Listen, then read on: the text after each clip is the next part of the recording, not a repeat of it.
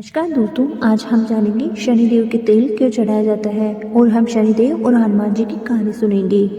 प्राचीन काल में नवग्रहों के बीच शनिदेव का स्थान सबसे ऊंचा था। उन्हें कर्मों का न्यायाधीश कहा जाता था।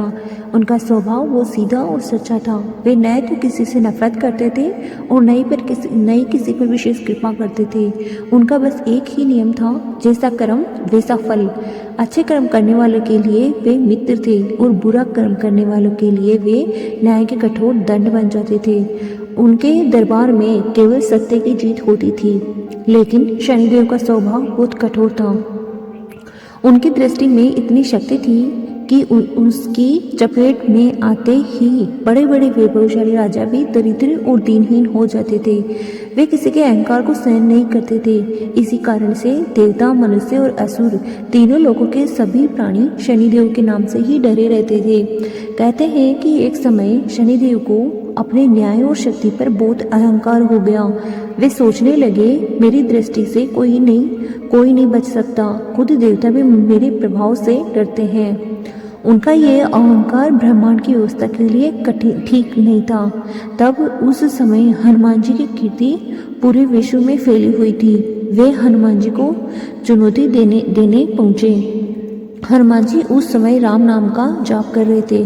शनिदेव ने हनुमान जी के ध्यान में बाधा डालते हुए कहा, हे वानर, मैं सूर्य पुत्र शनि हूँ। मैं तुम्हारी राशि में प्रवेश करने वाला हूँ। सावधान हो जाओ, क्योंकि मेरी दृष्टि से कोई नहीं बच सकता। हनुमान जी ने बहुत ही शांति और विनम्रता से जवाब दिया, प्रभु, मैं इस समय अपने भगवान श्री राम के ध्यान में लीन हूँ। कृपया मेरी भक्ति में बाधा न डालें, मुझे प्रार्थना करने दें। लेकिन शनिदेव पर तो अहंकार सवार था। वे हनुमान जी की बात सुनकर भी नहीं माने और हट करते हुए उनकी भुजाओं पर जाकर बैठ गए। जैसे ही शनिदेव हनुमान जी के शरीर पर बैठे, हनुमान जी ने अपना आकार बढ़ाना शुरू कर दिया।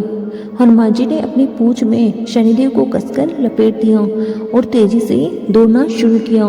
वे ऊंचे पहाड़ों, कटीली झाड़ियों और कठोर पत्थरों के बीच से निकलने लगे। वृक्षों से रगड़ दिया।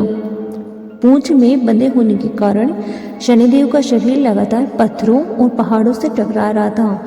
शनिदेव ने बहुत प्रयास किया, लेकिन वे हनुमान जी की पकड़ से नहीं छूट पाए। पत्थर की चोटों से उनका पूरा शरीर लहूलुहान और घावों से भर गया। शनिदेव करा उठे। पहली बार उन्हें अपने कर्मों का बोध हुआ। उन्होंने विनती की, हे पवन पुत्र, मुझे क्षमा कर दो।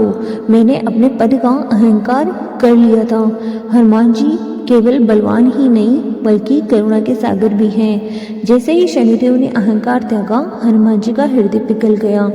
उन्होंने शनिदेव को मुक्त किया और बोले, शनिदेव, शक्ति का उद्देश्य किसी को पीड़ा देना नहीं, बल्कि धर्म की रक्षा करना है। हनुमान जी ने देखा कि शनिदेव के शरीर पर गहरे घाव हैं और वे असहनीय पीड़ा में हैं। हनुमान जी ने पृथ्वी से सरसों का तेल मंगवाया और अपने हाथों से शनिदेव के घावों पर लगाने लगे। जैसे जैसे तेल लगाया गया, शनिदेव की पीड़ा शांत होने लगी। शरीर की जलन कम होने लगी।